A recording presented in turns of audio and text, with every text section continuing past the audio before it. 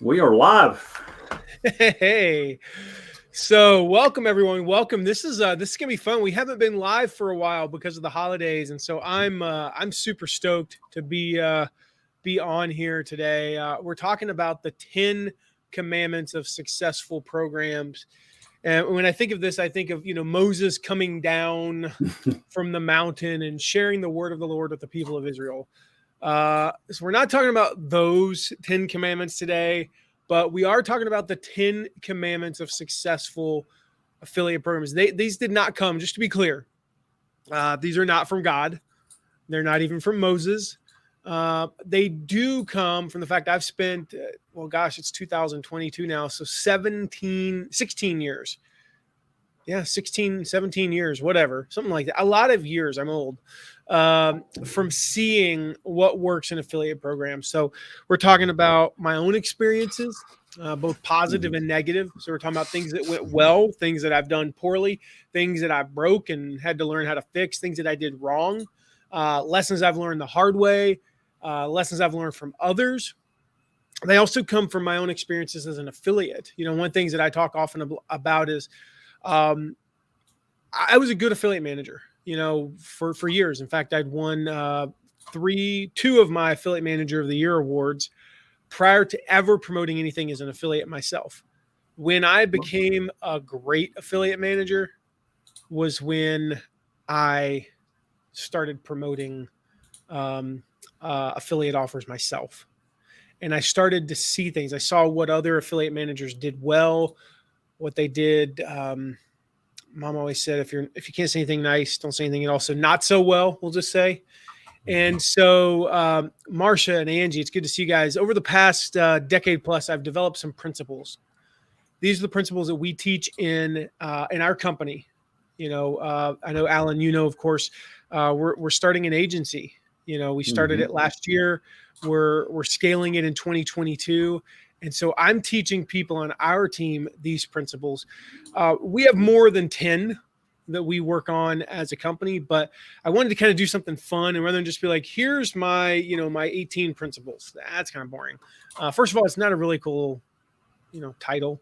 I wanted to narrow it down to the 10 most impactful, right? So these are our rules, our guiding principles, our playbook, if you will, for running great affiliate programs. These are the ones we've used for running programs for Stu McLaren, Michael Hyatt, Shark Tank's Kevin Harrington, Shutterfly, Adidas, Mark Miller, all of our coaching clients, Shutterfly, Adidas. We're signing a contract today with a new company I'm excited to tell you all about. These are the commandments, right? So they've worked for the large clients. These commandments worked for Adidas. We ran, I don't know where we were when I left. I'll just say a lot. There were a lot of commas involved in the size of that affiliate program. They worked for Shutterfly. We helped Shutterfly grow from about a $15 million a year program to getting up close to $250,000. They've worked for our $500,000 clients. They've worked on big product launches. They've worked on evergreen programs. They've worked on memberships, book launches, physical products, digital products, memberships, I think I said, courses, coaching services. Doesn't matter. You name it, these have worked. And if you obey them, here's what I can promise today. My big promise today, if you obey these 10 commandments, you are virtually guaranteed to have a successful program. If you fail to follow one or more, I think you can probably get away with one. If you fail to follow one, I'm not going to say you're not going to succeed. But if you fail to follow more than one, you are guaranteed virtually not to succeed. So it's kind of a cool thing that we discovered. I told a client this years ago. When I developed these principles, I didn't develop them as these are like the things that we have to do. And if we don't do them, we're guaranteed failure. And if we do them successfully, we're going to succeed. But it kind of worked out that way. So listen up, guys. I'm going to reveal what it takes to truly lead to affiliate program success. So first of all, I want to welcome you guys. Drop me a note. Drop us a note there in the chat. Say hey. Alan, good to see you again, buddy. It's been a while. Yeah, man. Happy New Year. It's a new year. So Happy New Year. How was Christmas and all that stuff? So Christmas Eve, our daughter got some sort of stomach bug. It was one of those that hit her out of left field. She was fine at 4 o'clock, 5 o'clock, 7 o'clock, started feeling kind of weird. and then she threw up 6 times overnight. So we ended up Oh, canceling the family coming over for Christmas. wow. We're actually, we said stomach bug. It probably, it was more likely, it's kind of 50-50, because I felt kind of like crappy that night, and we had eaten. I know my mom always said don't do this, but I did it anyway. We ate some raw cake batter during Hmm. Christmas Eve day, and Mhm. it was one of those where the kids were making the cake, and Mhm. the eggs had sat out for hours, the batter had sat out, and then she and I ate a bunch. Giovanni Mhm. had like one little lick of it, and nobody else had any. And of course, I had a little bit less than her, and I'm more than twice her size. So I kind of had like a, oh, that's Mhm. not so good feeling.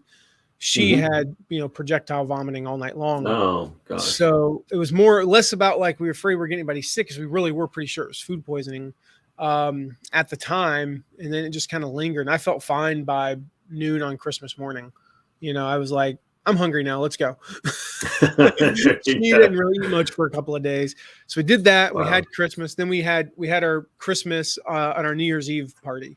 So we ended up having our family, like a big family Christmas on New Year's Eve, which was Cool. cool because it kind of worked out well. The kids, instead of getting like 1,000 things on one day, they got like 500 on Christmas and 500 on New Mhm. Year's Eve. I was pretty excited. I got a Nerf gun. It's a semi-automatic Nerf gun. So That you didn't need that. I I may or may not have, it may or may not have caused some welts on my body already. Because when you shoot it at a wall and the bullet comes back at you, Mhm. it hurts. So how was Yeah, your you think? It was how was good. your It was good. We had everybody here, and we had our son from DC. So and Oh, nice. Down his from bride to Georgetown. be, yeah, down from Georgetown, Cool. and so we had it was big time. Everybody made, especially mom was happy. So Hmm. very happy. It was nice. Thank you. Yeah, that's awesome. Yeah, New Year good. Off to a good start. Off to a good start. Just busy Holy in crap! my world. We're 6 days into the new year. Isn't that I weird? know. Hmm. I I mean, it's like know. so cliche to be like, "Oh my gosh, time's flying," but we're almost a full week. I feel like the new year just literally just started, you know. And Yeah. then of course my daughter, she's so smart and funny that I was like, it dawned on me like, did I really not go to the Fort Wayne Zoo this year? And we talked about it for a couple minutes, and Mhm. she's like, and I was like, no, no, no, I think we went back in April. I have the picture. She's like, no, Dad, I can guarantee you haven't been to the Fort Wayne Zoo this year. Oh, wow. I'm like, what do you mean? She's like, Dad. I'm like, oh. So anyway, hey James, good to see you, bud. All right, so the 10 commandments, guys. These are again, we have many more principles than this. This would be a half a day, lesson.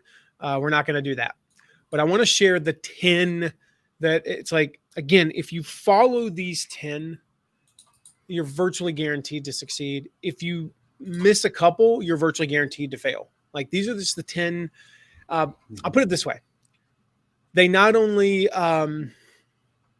drive success, but affiliates expect them. And that's a big part of affiliate success. If you're going to have a successful affiliate program, you need to meet your affiliates' expectations. So, commandment number 1 is thou shalt start before thou art ready. I don't know. I don't really know. I'm just going to go with you are ready. Uh, I'm not a real big speaker of Old English. So, um, most people think this is one of the saddest things. I go to these conferences and I'm like, they're like talking, like I got this product and it's a good product and I've sold a few and it's the people are getting results. And one day, Matt, I'm gonna go to your, I love your website, Matt. I've been listening to your podcast for 2 years. One day I'm gonna start an affiliate program. I think of Zig Ziglar. He talks about someday I'll. I know you know that one, Alan, because I know you're a big Zig fan. Someday I'll, right? Like it's an island. Someday I'll do whatever it is. My personal someday I'll is someday I'll run a half marathon in sub an hour and 45 minutes. You know what I've done to train for that? Exactly nothing. Like I'll go running and I'll even sign up for some half marathons, and I'll just poop there in about 2 hours. 2 hours. Well, okay. When I say 2 hours, I mean 2 hours and 4 minutes. But who's counting? And once you get over 2 hours, who cares? Right. And so, I'm like, there's like an old lady in a walker passing me the last mile and a half. There was always that stretch we go uphill from this one course from about 10 and a half, 11 mile mark to about the 10 and 3/4, 11 and it's not very long, but it's like the longest quarter mile. And to hear me talk about it, you would think this would be like a 70-foot incline in a half a mile. It's more like a 12-foot incline, but it's just gradual straight uphill. And I swear, sometimes I feel like I'm running in place. That's neither here nor there, right? Someday I'm going to start an affiliate program. And my response every time I see these people at the events, like, why not just do it now? Like, as soon as you get back, why don't you just start an affiliate program next week? It takes 24 hours. It's like, if you set up a page and you have a sign up form and you have the tracking, it takes you a day, 6 hours of work. You can have an affiliate program set up. Go back through. I did a live a year ago or so. Go to mattmcwilliams.com and search. Maybe Alan can drop the link if you can find it. How to start an affiliate program for free. You don't even need technology. You could literally, if you have an email list, if you have MailChimp, if you have ConvertKit, if you have Aweber, you have any of those, you could start an affiliate program like now. Literally, 2:12 Eastern time on Thursday, January 6th, you could have an affiliate program up and running by 2:17. You could do it before I even get to Commandment 3, guys. You can do this. It's free. So there's nothing holding you back. So some people say, they say, oh, you got to do 6 figures before you have an affiliate program.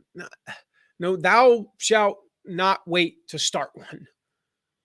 You prepare as much as possible, but don't wait to start. Don't start before it's ready. Don't go out and start an affiliate program and you don't even have a product. That's ridiculous, right? Don't have it can be completely untested. But most people wait way too long to start one. And I just think that's sad. So that's number one. Start before you think you're ready. Commandment number 2 is, thou shalt not put other forms of marketing before me. All right. This is like, what is it? The command, I know my 10 commandments, but thou shalt not put any other gods before me. It's kind of the same thing, right? Yes, you should do Facebook ads. Yes, you can do LinkedIn ads. Yes, you should do SEO. But the affiliate program, the data backs this up. All right, we have studied this extensively. And I would be honest with you, if it were the number 2 way, if affiliate program was the second fastest way, if it was the second highest converting way, I would say it. And I would say, you know what, you should still have an affiliate program. And you should still focus on it because it's the second fastest way. But it is the fastest way to scale. It is the easiest way to scale, and it's the highest converting clicks and leads you could ever get. All right. So we want to put the affiliate program up on a pedestal. I'm not going to pick on somebody because I happen to know that this person is probably watching. So so I want this person to know, this is kind of awkward. It's not you, Alan. I want this person to know I'm not picking on this one person. Okay. I'm picking on the 300-400 people that have said the same thing. All right. They've said the exact same thing to me. What'd you do today? Well, I'm not making much money. What'd you do today? Well, I spent 6 hours working on my Facebook page. All right. How many leads did you get from that? Well, none yet. Okay. 6 hours working on your Facebook page. Let's see. Facebook has a reach of roughly 3 to 5% of your followers might see any given post. So if you post 20 posts over the next 10 days, about half the people that follow you will even see it if you're lucky. Probably more like a quarter. You spent 6 hours. You're going to spend another 10 hours doing the post. That's 16 hours. Or you could spend those 6 hours reaching out to prospective affiliates, get a couple. Statistically, you're not going to get 30. You're going to get 2 or 3 who can instantly make you some sales, like within a couple of days. I'm all for playing the long game, y'all. I'm not saying just focus on the short game, but the affiliates has the best of both worlds. You get the immediate hit You get the immediate, like they're promoting you next week or the week after or within the next couple of weeks, and they promote you long-term if things go well. And so don't put other forms of marketing ahead of affiliates. Affiliates first, then everything else. I don't care if you do SEO next. I don't care if you do, Facebook ads, whatever, but focus your attention on your affiliate program. Number 3, commandment of successful affiliate program is thou shalt recruit affiliates consistently. What do I mean by like consistently here? Well, we have an acronym, ABR, always be recruiting. This is something that I will admit, fully transparent here, guys. Like I'm nothing, I'm not gonna be like, I always get this right because I'm extra special. I'm busy in my company now. Alan and I were just talking, like, we've onboarded 4 people since September, right after, we lost our operations manager who would have done all that. So I've not only over the past 5 months have I been doing my normal stuff, but I've added operations manager, project manager, and a little bit of tech stuff that like we haven't been able to hire until literally yesterday. We hired her before Christmas, but she started yesterday. And so we've onboarded 4 people. So I've been busy with them. We've got 3 more that we're onboarding, over the next 6 weeks or so. I mean, it's like things are crazy. I got busy and I got away from this. In fact, it really has been more of like an 8-month process where I got away from what I'm about to tell you to do. So this is a do as I say, not as I do as I say, and I did for about 10 years and will be doing henceforth, not as I did for about 6 to 8 months where I screwed up. Always be recruiting. Always be recruiting. So here's a simple thing, like for consistency. The thing is, a lot of people will go, Alan, this, we talked about this on your episode, right? We have one of those old poop moments. And hey, Diane, hey, Luke, we have one of those old poop moments and we go, I'm not making any money. I got to go get like a bunch of affiliates. And we go, just, I was trying to think of a politically correct phrase, all out. We'll just go with all out. Alan, I'll let y'all can figure out where I was thinking there. Yeah. It's an aviation term. I'll say it for you. It is. I learned that recently. It's actually, you guys can figure that out.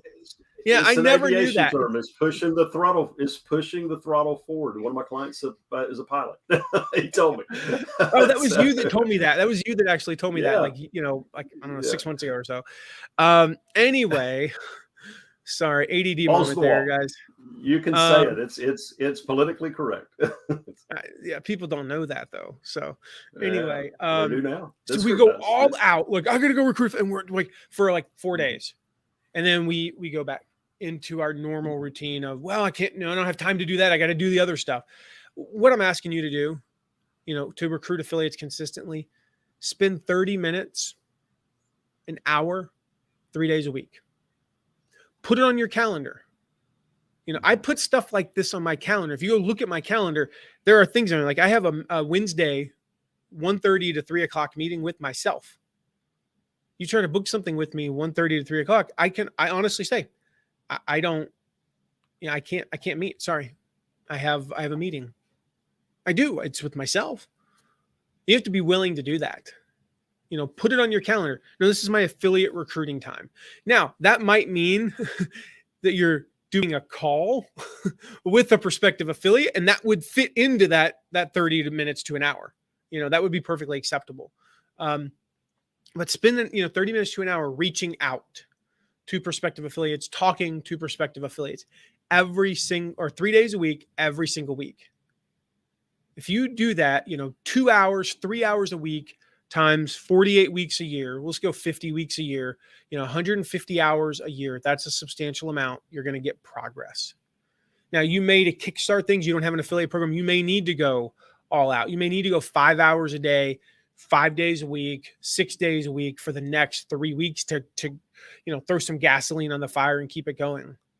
Now, if you're short on time and you've got a little bit of money to hire a virtual assistant, here's what I would recommend. have your virtual assistant go through our course. It's the course that we put, like our team members go through this, right? Our VAs, one of our VAs just went through our own course. It's called Find Affiliates Now. You can find it at findaffiliatesnow.com. All right.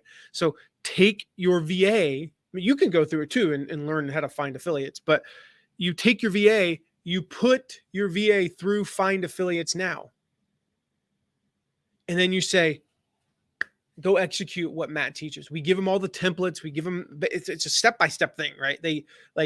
I'm telling you, I have one of my virtual assistants who he knows more than the average person about affiliate stuff, but he's not like an expert at recruiting affiliates, and he's never really done it before. I said, go through the course. And he went through it. And I was like, do you have any questions? He's like, nope, got it. And he goes out and finds like 400 or 500 affiliates for one of our clients. I mean, that's what I would do. So put them through the course. Again, you can find that at findaffiliatesnow.com. And can you put that link in the chat there, Alan? So people can just click on that. Go check that out, guys. Seriously. So thou shalt recruit affiliates consistently. That's the key. 30 minutes an hour, 3 times a week, every single week. All right. Commandment number 4 is thou shalt be generous with thy commissions. I think I put thou in the notes there. Thou shalt be generous with thy commissions. All right. So how do we determine what the right commission is? Commissions are a balance. We want to be generous, commissions, good commissions attract top affiliates. If I come to your site and you have a digital product, in other words, a product that doesn't have a really high cost of goods. So if you're selling something like a book, a 10% commission, 15% commission, it's understandable. You're selling something like this microphone where there might be a cost of goods of $30 and a $100 microphone. I don't expect a 40% commission. If I come to your website and see a digital product and it's a 20% commission, I'm like, what? I mean, like, are you just cheap? So there's a balance though. We want to be competitive, but we also want to make money. And if I can sell $1 million worth of stuff and only pay a 40% commission versus $1 million stuff and a 50% commission, I would rather keep the extra $100,000 unless that's going to hurt my sales long-term. All right. That's the key. So here's what we do to determine the right commission. Number 1, you write down the price point. So I'm going to use nice round numbers here. I got the fancy new thing and then I forgot to do it. I didn't think about how I was going to be doing this today, but I could have been like writing this on my iPad. I got all that. I got the hookup now. I still have to figure out how to use it, but this would be good practice. Anyway, so I don't have this written down, but guys, you can picture this. You can write this down on a piece of paper if you want. We'll go old school, right? You got $1,000 product. You get nice round numbers. Because if I use real numbers like $997, I'm going to mess the math up. So $1,000 product. What's your cost of goods? Well, it's a digital product, so you really don't have it. We don't count things like credit card processing. While these aren't, hosting, hosting for each additional student, you probably pay 2 cents in hosting. It's not a big thing, right? Most of you are hosting courses on a place like Teachable or Thinkific or, Kajabi anyway. So there's no extra per student that I know of. There's not with Teachable, which is what we use and recommend. And so, but let's just say that it's not $1,000. Let's say it's a $50. I'm trying to look around and you sell candles. It's a $20 candle and it costs you $8 to make that candle. All right. Between the oils and the wax and the thing, and you put a really cool dealie on it and, whatever, you got some cool stuff on it and it cost you $8. So you got your cost of goods. Then you want to come up with what are any of the incremental fees that you're paying? Again, I'm not really looking at credit card processing, although that's pretty consistent at 2.9%, what's called 3%. But things like, okay, if I get 500 students, I need 1 community manager. But if I get 1,000 students, I need 2 community managers. So every 500 sales has an incremental cost of operating of, say, $50,000. We're going to pay a community manager $50,000. So $50,000 divided by 500. If I'm doing my math right, it's $100. So every sale I make is going to cost $100. This is different from like cost of goods is literally like, you know, the steel or whatever this is made of. I don't even know. You know, it's the I don't even know what phones are made of. There's something that's in like the Democratic Republic of the Congo that they use in phones. It's one of the tungsten or something. Kryptonite. What's that? Kryptonite. What? Kryptonite? Kryptonite. I had the volume turned down because and I couldn't hear you. Kryptonite. Anyway, if somebody can look that up and let me know, because that's going to drive me nuts. What is the mineral found or element found, and it's in the DRC, Democratic Republic of the Congo, that is commonly used in cell phones? And put that in the chat. I'm guessing. So you've got the actual things, right? Like the actual cost of goods. Then you've got your incremental cost of goods. So this is, or not cost of goods, but incremental costs. Community manager. If you do have to, say, maybe you're doing one-on-one coaching, all right, with every single person who signs up, you're going to give them a 30-minute onboarding call with you. So we're going to value that at $200. That's it. That's a cost right there. So off that 1,000 comes, that 200, that 100, that whatever. Lithium, that's the one I was looking for. Lithium. Thank you, Danny. Okay, so we've got that, right? Now we come up with, I'm just going to do some round math. 1,000 minus 200, we're left with $800, right? Now we look at, okay, how much money do I want to make? Do I really want to only make a few $100 a sale, or do I want to make more? Those are factors. You now have factors like, this is where you it's sometimes hard to quantify exactly, but, as a company, we need to make at least $200 because while these aren't incremental costs, they don't increase per sale. We need to pay our copywriter, and we need to pay the videographer, and we need to pay for this, and we need to pay for that. Again, this is not incremental because you recording the course, right? You're paying for that whether you sell 1 or 1,000.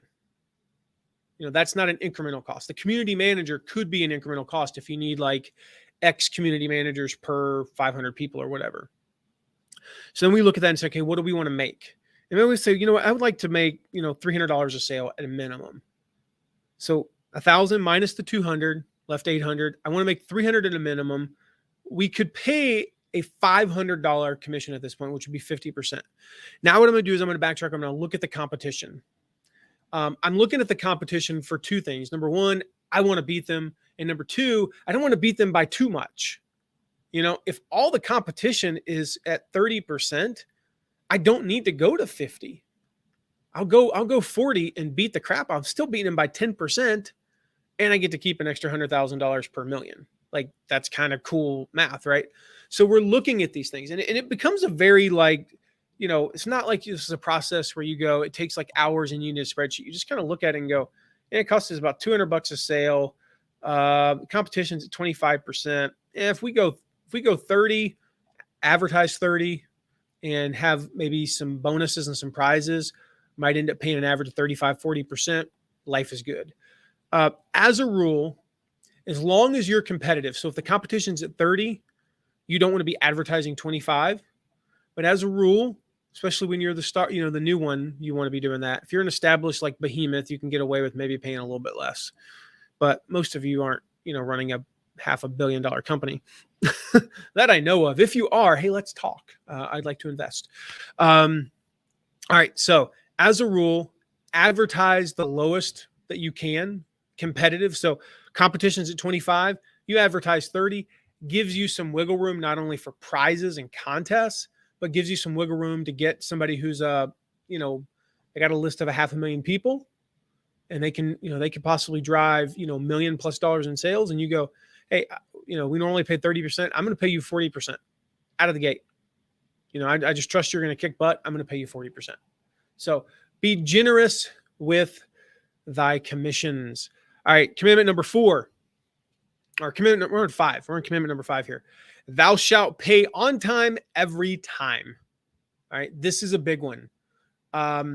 Again, let me just say, a couple of years ago, as we were scaling, we missed a month where we just forgot to pay our affiliates. First time, only time that we've ever done that.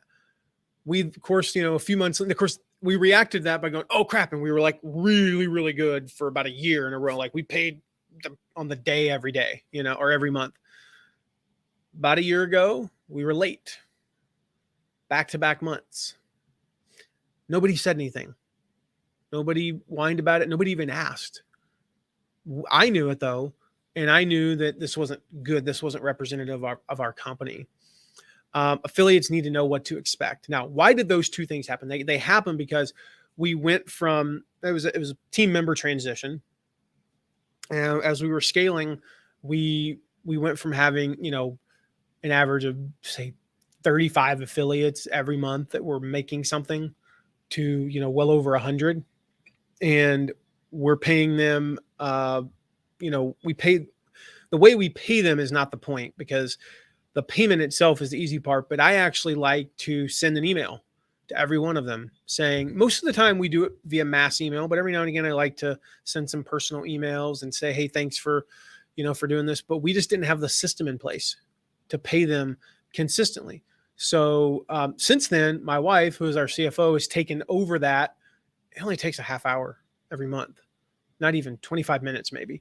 But now it always gets done because she's a stickler for doing it. Like she'll do it when we're on vacation. She's like, nope, got to pay affiliates. I'm like, no, just give it a couple of days. We're on vacation. She's like, no, I'm going to do it tonight. While we're watching a movie, I'm going to sit down and pay affiliates, So the point here is just get on a consistent schedule. And depending upon things like your returns and how your company operates, if there's all kind of logistics, let me just give you an easy rule of thumb for most affiliate programs. This is not always true for every single affiliate program. Our average return time on our products is a couple of weeks. So we pay the first of the month following the end of the month. We pay on the first of the month, a month after. I'm going to make this a lot easier. If you make a sale in June, you get paid on August 1st or the first business day of August. That was so much easier to explain. If you make a sale in August, you get paid on the first business day of October. So it's easily predictable. We don't have to worry about somebody returning something, whether we had a 30-day return or, some of our 5-day courses have a 5-day return policy. You have 5 days to decide. And if you're on day 3, you don't like it, you can, get, we have like a 2% return rate, but, so we don't have to account for whether or not this product qualifies for commission or that. It's like, no, all the products on the first business day of August, we calculate all the sales in June and we pay our affiliates, bada boom, bada bing. So there's no work, like returns are, processed when they were returned and all that stuff. So they're different. Like if you've got bigger affiliates and you want to pay them faster, there are ways to account for that. I'm not going to get into that. The point is just have a consistent schedule, pay on time every single time. All right. Commandment number 6, thou shalt not decline small affiliates.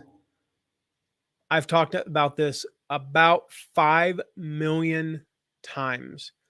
I should have done a better job of preparing Alan to share a link here, but there's a podcast or a live lesson I did. It's called something along the lines, Alan, of why declining small affiliates is dumb. If you can go find that and share that link, please. That'll give you guys some insight. But here's the thing.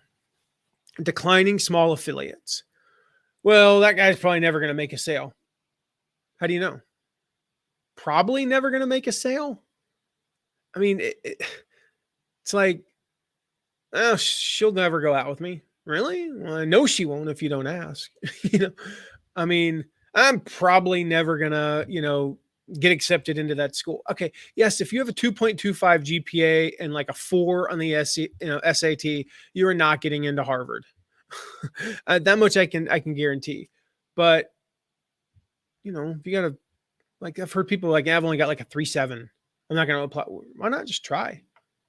Why not just try to, see? You never know. Here's the deal. If you decline 100 small affiliates, I can all but guarantee you one of them would have been a six-figure affiliate within the next year or two.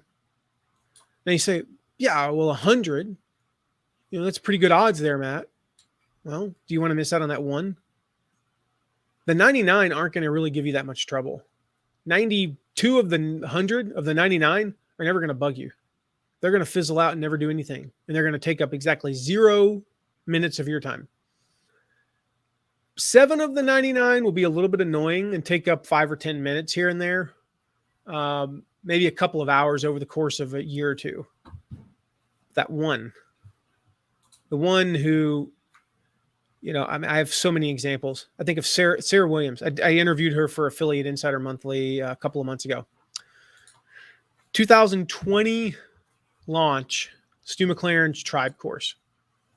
9 sales. Not exactly small. I mean, it's $18,000 in sales. It's not tiny. Wasn't on our radar for 2021 as far as being one of our top 20 affiliates. Finished in first place with over 180 sales. Wow. Earned between commissions and prizes over $200,000. And I said, well, what happened? Of course, I want to know what happened. Number one, her audience doubled. Okay, well, that should take her from 9 to 18. It's still 18 sales, $36,000. We could have said no to her because here's the deal. The first year, she made 0 sales. 0 sales. Make 0 sales, you're probably nobody, right? And she really wasn't. She didn't have much of an audience. A couple thousand people at the most. So why don't we just ignore her completely? No, I invested in her. I wasn't on my radar for making top 10, but I'm like, well, she made 9. I could take her to 20. I could take her to 30. And I've done that. I've taken affiliates who made 5 sales and turned them into 30 and 40 sale affiliates with no change in audience. But you double your audience and I help you. And she got sucked into the vortex of being excited and pushing. And now she realized when she was in 4th place and 5th place that she could maybe push to win. And she finished with over 180 sales. What if we declined her? I wasn't the affiliate manager before that, before the 9. The year that she made 9, I wasn't the affiliate manager. I wasn't the affiliate manager when she made 0 the first year. But what if they declined her? They would be $360,000 short right now. And she's going to be the top affiliate this year. I think she'll do $500,000. Then I think she'll do $600,000 the next year. I think she'll be $1 million affiliate within the next 4 years. So $2 million worth of sales plus, $2 million plus from a small affiliate, from somebody who didn't really have an audience a couple of, 3 years ago, who made 0 sales their first year. Don't decline small affiliates. Go check out that video. And you can watch the details. Don't decline them though. That's a commandment in our company. All right, commandment number 7. Thou shalt grow faster than you think. All right. Thou shalt grow faster than you think you should. I shared this story before, but for those of you who are new, sometime last year or late 2020, I was listening to a biography of Confucius, the Chinese philosopher from 600 BC or so. And so I was listening to this biography. And one of the things that it talked about that it's kind of like it hit me. It was like they said it in passing. They said that the Zhao Zhu, I'm not sure how to pronounce it, ZHOU dynasty in China. It was like, it was formed in, like, I'm making up the years here because I don't remember exactly. It was formed in 700 BC. And then it said it started to decline in like 600 BC. And I'm thinking, oh, okay, well, this is a long time ago. But dynasty starts to decline. That means that by like 580, 590, like 10, 20 years, it was done, right? And they said it collapsed in like 284 BC, like 300 years later. The decline of the empire started and it lasted 300 years. I'm thinking that's longer than the United States has even been around. Like we think 1776 was so stinking long ago. But in the scheme of world history, it's a blip on the radar. And I remember thinking like, oh my gosh, like today we watch governments, like the map we bought 5 years ago isn't applicable anymore. There are like countries now that aren't on that map. We have a map up that doesn't have South Sudan and doesn't have this other country on there. And then there's another country that used to be known as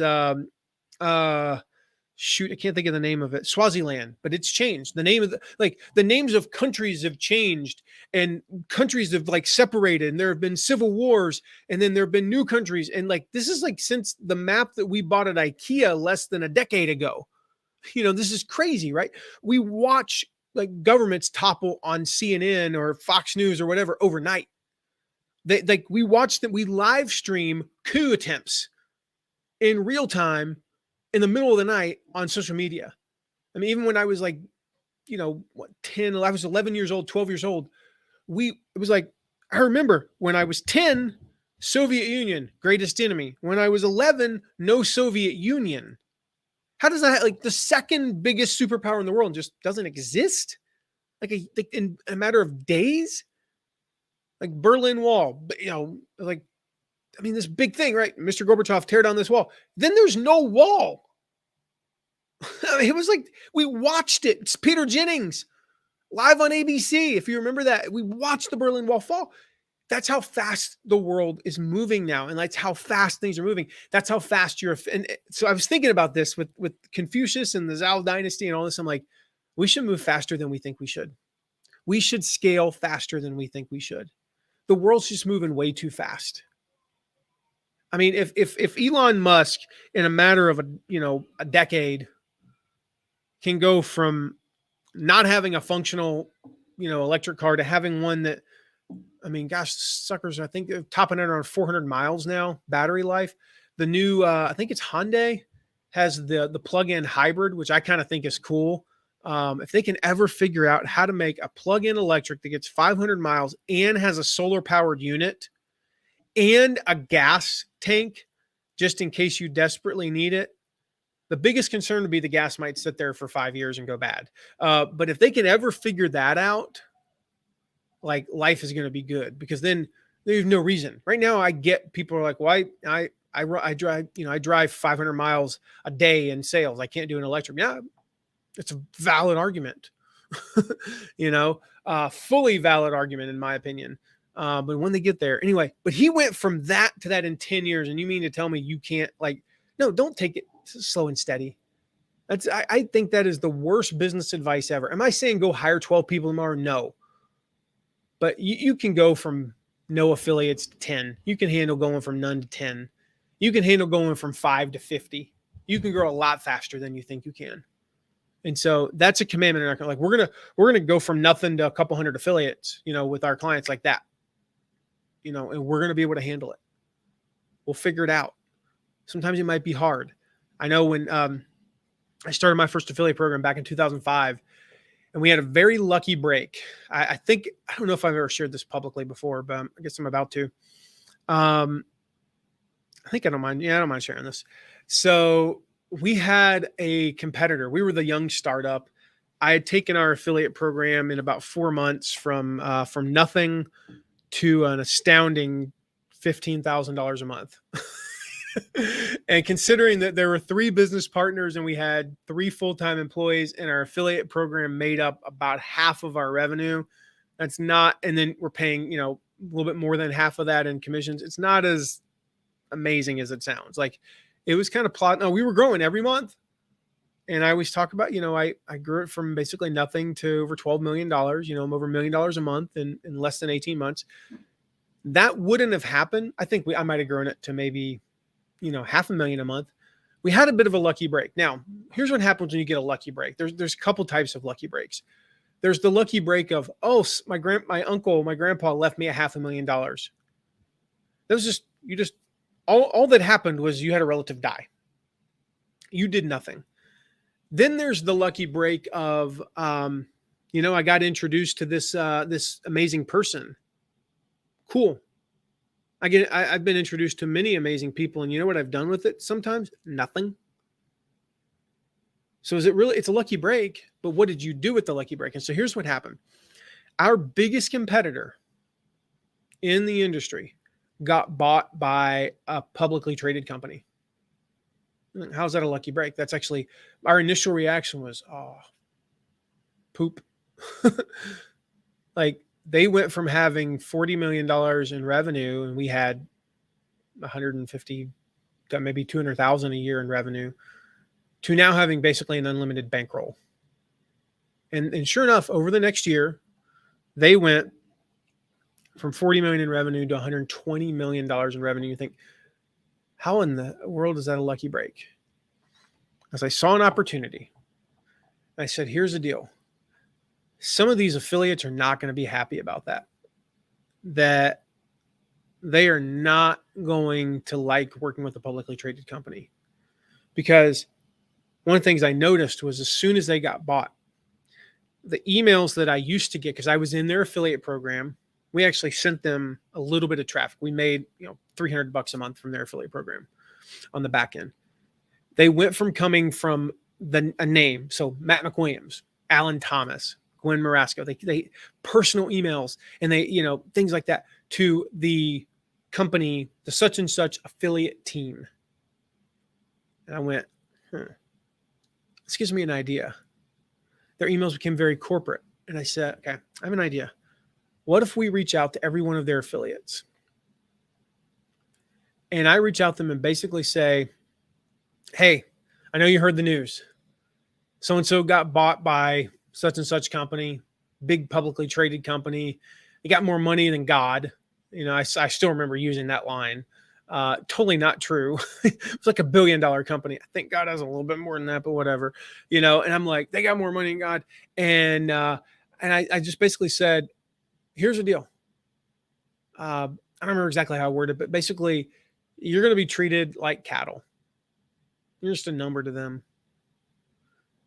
Come over to us, and we're going to treat you like a person. I'd love to get to know you. For some of the bigger ones that I knew were bigger, I said, I'd love to have you come down to Franklin. Oops. I'd love to have you come down to Franklin and, spend an afternoon at our, the company. Let me take you out to dinner. Love to get to know you. Just love to hop on a call with you. See, maybe it would be a good fit to promote. And one by one, $10,000 a month affiliate, $5,000 a month affiliate, $20,000 a month affiliate. Their fourth biggest affiliate, who became our biggest affiliate by far. $10,000 here, another $200 here, a $500 here, $1,000 here, $5,000. Boom. We're up to $250,000 within the next 2 months in revenue from affiliates alone. It was hard. I worked my butt off. Absolutely. I mean, it was about a 45-day sprint, but I saw an opportunity and I took advantage of it. Wouldn't happen if I wasn't willing to grow fast. That's kind of my point there, is if you see that opportunity, take advantage of it. All right. Commandment number 8, thou shalt teach thy affiliates. You've got to train your affiliates. You got to train them on a few things. Number one, you got to train them on your vision, on the, you got to kind of have them catch the vision of what you're doing. I was talking with a client yesterday, Trisha Brook. Trisha runs a program called the Big Talk Academy. And by the way, Alan, I'd love, it's Brook, B-R-O-U-K. If you could drop a link to her affiliate program from my site in the chat for people. If you guys want to sign up as an affiliate for her, I think it's a great affiliate program. We're running it. She's a client of ours. And I was talking with her yesterday. I was telling her about our training. I said, so I'm going to handle the logistics. Like, I'm going to talk about sales strategies and things like that. But I need you to come on for the first 15 or 20 minutes and just share what you shared with me in our first meeting when you were convincing me to work with you. When she was selling me on helping her run her affiliate program, talk about how she's worked with Susan Sarandon and James Gandolfini and Bobby Carnival and Christopher. I think she worked with Christopher Walken. I might be wrong on that. And all these like famous people, but also how she's helped more than 60 people land a TED Talk. And talk about how she's trained so many people to take their message and get up on stage and craft a talk that wows people. like you come on and talk about that and talk about what the program does. So you got to train them on that. Like them buying into that vision is important. Then you need to train them on strategies and tactics. I can't do that first thing for you. I can do the second thing for you. So if you're interested, whether you have us do it or you do it yourselves, that's not the point. You need to train your affiliates. You need to teach them what works. What are the strategies that work in promoting your product? All right. What are the important dates in your promo? What are the tactics that are working? What are some of the themes that are working? Hey, we've got swipe copy, go use it. How do you close sales? How do you get more leads? Like we have a whole process that we take people through again. So I'm happy to do that for you. We just did it for Jeff Walker. I posted this on Facebook the other day. And, Jeff's been around he's been doing launches for 15 or 16 years. They just missed their best launch ever. I think it's their best launch in almost 10 years. They just had their second best launch ever. They missed their best launch ever by like a couple of sales. We trained their affiliates and he gave a lot of credit to us for doing that. It's not that we did anything special. It's just that I came on and I explained to them how to make more money. So I took somebody who might've made 5 sales, turned them into a 12 or 15 sale affiliate.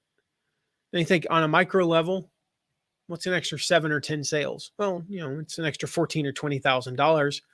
But how does that get you an extra $1.5 million, $2 million? You help 100 people do that. I help 100 affiliates go from 0 sales to 5 sales, 5 sales to 10, 20 to 25, maybe 30 to 40. Help a few go from 40 to 70, from 70 to 100, things like that. But most of what we did was we trained people on the mindset and the tactics that took them from basically not believing that they could even make any sales to knowing exactly how to do it. So if you're interested in us having us train your affiliates, I'm happy to do that. Just reach out to me at matt@mattmcwilliams.com and I'll share more about how to do that. But either way, do it on your own. Do it on your own. If you go to, I'm going to pull up a link here. I don't even remember what it is. I think it's mattmcwilliams.com. I could never learn how to spell the word affiliate. I'd be golden. mattmcwilliams.com/affiliate training. Alan, I can't, for those of you who don't know, I can't drop comments on my own videos because Alan runs the show. So mattmcwilliams.com/affiliate training. If you go there, I'll actually show you one of the ones we did for a client. You guys can get a look at that training and how we, it's not the longest one we've ever done, but it's a nice little sample. I also give you some of the slides. So you actually just download the slides, whether it's Keynote, PDF, or PowerPoint. So go there. You'll get an idea of what we do. And then if you're interested in us doing that for your affiliates, be happy to do that. All right. Commandment number 9. Thou shalt reply promptly. All right. Don't make affiliates wait for responses. All right. Even a simple hey, got your email? I'm looking into it. A lot of times affiliates will email and they'll say, hey, Matt, my link doesn't work and blah, blah, blah. And I'm like, I know everybody else's is working and I've got a meeting coming up and I've got to go do this. And I don't have time to troubleshoot this, but I'll respond back and say, hey, Joe, just want to let you know, I got your email. I'm looking into it. That buys me a few hours. All right. What about, some stats aren't lining up right. Hey, just want to let you know, not ignoring you, got a really busy afternoon. I'll get back to you first thing tomorrow morning. But just reply promptly. Let them know. If it truly is urgent, solve the problem. Solve the problem. Again, what do we say? Commandment number 2 or 3 there. No other marketing, nothing else goes above the affiliate program. So prioritize it.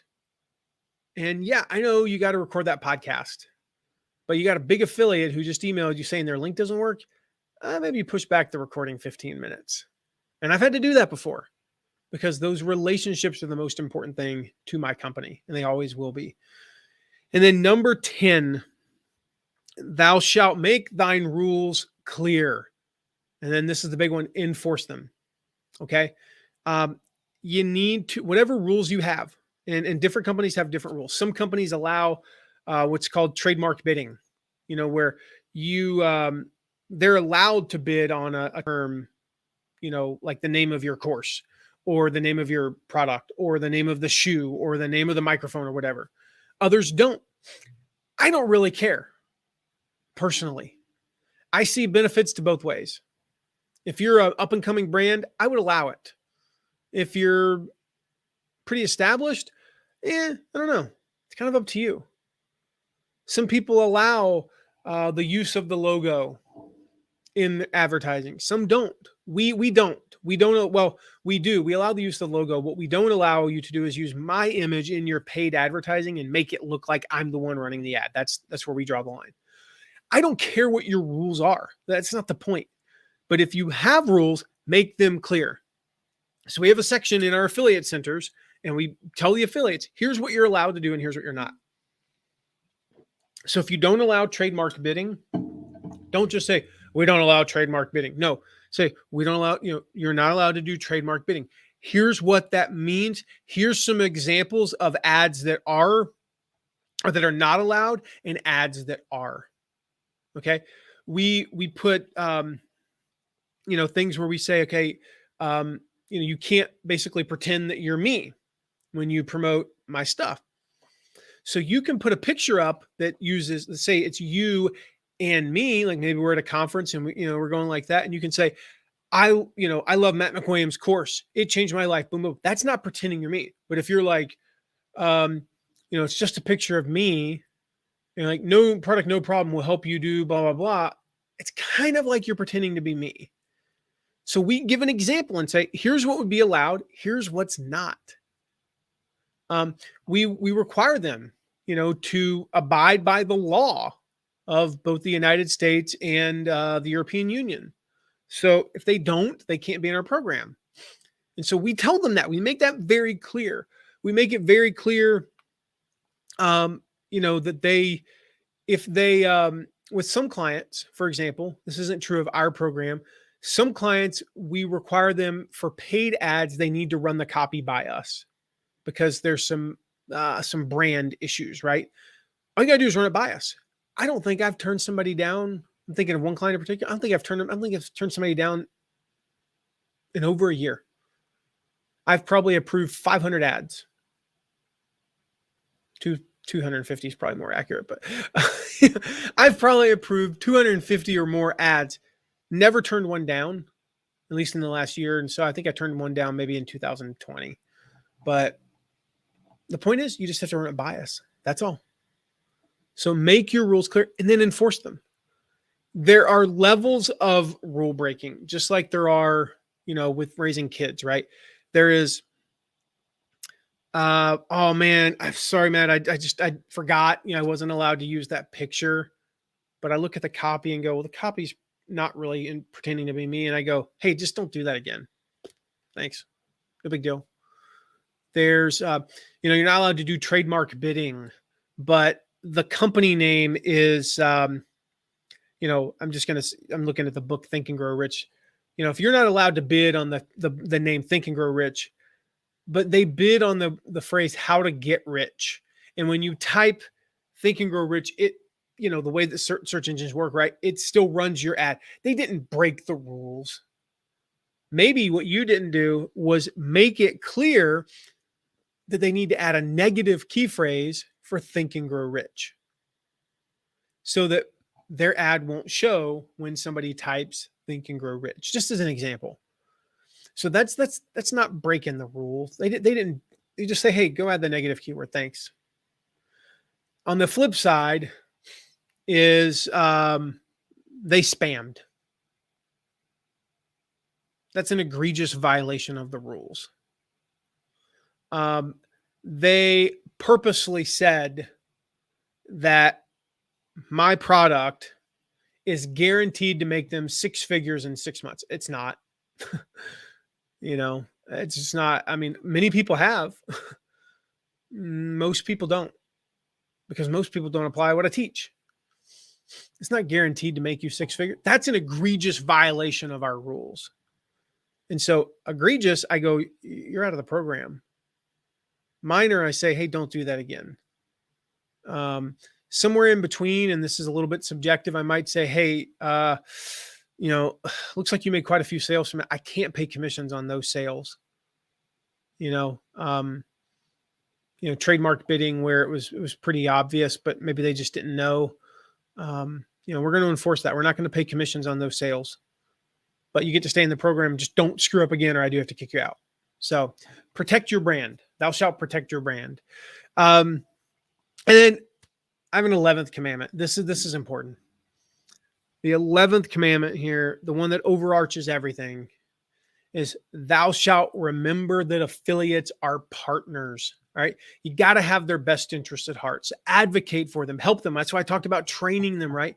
Just remember, they're partners, right? They're partners. They're like family. Treat them that way. Do what's best for them. Don't be cheap. Going back to commissions, that's like, just don't try to squeeze every little last bit out of them.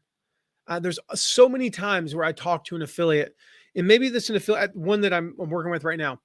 They promote us about every quarter. All right. And they promote different products. One of them they just promoted didn't resonate very well. I would say, let's not ever do that again. Let's go back to the things that you've promoted that have made you tens of thousands of dollars and never do that one again. I kind of really want, the sales from that. I want them to promote that. It makes me money, but it didn't resonate with your audience very well. So I'm going to be honest with them and say, you know what? I have your best interest at heart here. You're my partner. I wouldn't promote that if I were you. Or if we do, let's wait a year, maybe try something different. So I want to leave you with a couple of action items here, guys. Just a few quick things. Some action items, clear next steps that you can take, right? Number one, if you don't have an affiliate program, start one. Start one. We talked about this. Thou shalt start before thy art ready.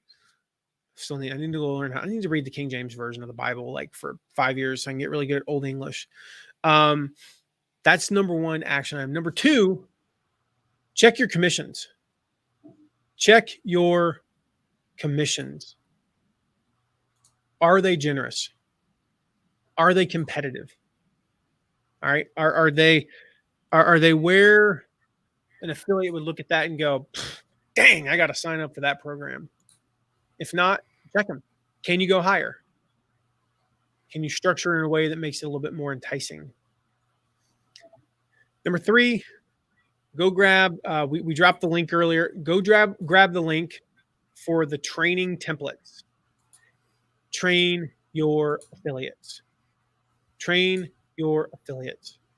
Don't let them just wonder what the heck to do. And then fourth action item is come up with some rules. Write some rules. Figure out what the rules should be for your affiliates, and then put them where your affiliates can see them and enforce them like we talked about. So those are your action items for today. Really following these commandments is your action item, but I wanted to give you 4 to really focus on. If you got questions about this or anything else, just text me. This is probably the best way to get in touch with me. You can just text me anytime at 260-217-4619. So I'll look for your text, just, questions about this, anything else. And of course, if you know someone who would benefit from this, make sure you share with them. Just click that share button, text it to them, email it to them, post it on your wall, your page, DM somebody, you're like, man, I know this guy, he's got an affiliate program and he says he's struggling with it. So go send him this episode. It's going to make a big difference in his affiliate program. That much I can promise you. And make sure you come back next week, guys. All right. So same time, same bat channel, January 13th. Yeah. Thursday, January 13th. I'm going to share something that I'm really excited about. It's some business advice that I found from 20 years ago. All right. This is really, really cool. This advice is actually probably like 22 years old because it's from a book, online business advice. So if you think about when the book was probably written, it was probably written in 1999, maybe like, 2000. It's all still relevant for today. Every single piece of advice, this book, we think everything's changing so much. Every single piece of advice, this book is a textbook. It was literally a college textbook talking about e-commerce. Every single bit of it still relevant today. So mark your calendars. Thursday, January 13th, 2 p.m. Eastern. We're going to talk about that advice there. Again, guys, if you have any questions, 260-217-4619. You can text me anytime. And Alan and everyone else, we'll see you guys. Oh, wait, got a question from Gwen I want to answer real quick. Just saw that pop up there. All right, let's see. Is it okay to lower the fee after we get famous? No. You can always go up. It's really hard to go down. Now, clarity on that. Can you offer a new affiliate as long as it's up front, a temporary, like I've done it where, to get somebody active, right? We want to get somebody going. They join the affiliate program. And let's say we have a 50% commission on $1,000 product. If they make 5 sales within 30 days, I'll give them a $2,500 bonus. Effectively, it makes it a 100% commission. Typically, I'll do a $2,000 bonus, so I at least make a couple bucks. So they get like a 90% commission, And you're like, why would I do it? Because I want to get them in. If I can get them making 5 sales in 30 days, then over the next 300 days, I know I'm going to make at least 50 sales from them. If they make no sales in 30 days, statistically, I'm probably going to make an average of a half a sale from them over the next 300 days. I want them coming out fast. So, is it okay to lower the fee after we get famous? No, unless you're totally upfront with them on the front end. And how I would word that is, let's just say you say 50% of 3K, so it's $1,500. Hey, listen, normally our commission is $1,000. For the first 60 days, I want you coming out like guns a-blazing. And I would do something like I just said. I would incentivize them to do something. You send me 5, you get 5 signups in your first month, or first 90 days. You get 10 signups in your first 90 days. I'm going to give you $5,000. It works out the same, but it's just kind of worded differently. You could do that. Good to see you too, Chad. There, Chad Connon, fellow Hoosier. Yeah, you can never really go down on commissions. The one caveat to that, other than what I just said, is you introduce a new product. So you have $1,000 course, for example, and now you introduce a $10,000 coaching program. Coaching programs typically are going to be in the 10 to 20% range. Like Alan, yours is right around like 12.5, 15% ish. It's pretty standard, right? You have a new product that comes out that's different. You could totally offer a different commission on that. But on a product, it's really hard to go down. I've never, thankfully, had to do it. And I fought. I had a client. This was a long time ago, and I fought and I fought and I fought, and we ended up parting ways. They lowered their commission. I'm not joking. About 9 months later, I started getting LinkedIn updates from people who worked for them that they had left. The company downsized dramatically and eventually ended up going out of business. Wow. Are those two things related? Or is it causation? I don't think so. I think the wanting to lower commissions was representative of a bigger problem. And maybe not lowering the commissions would have just extended the problem. I don't know. It's hard to say, but I know it played a role. It definitely played a role. And I would love to say it was me leaving. That's what put them out of business because I was so amazing. No, it was just that their philosophy was wrong. And so when I left, they didn't have anybody advocating for the right stuff anymore. So, all right, guys, this has been awesome.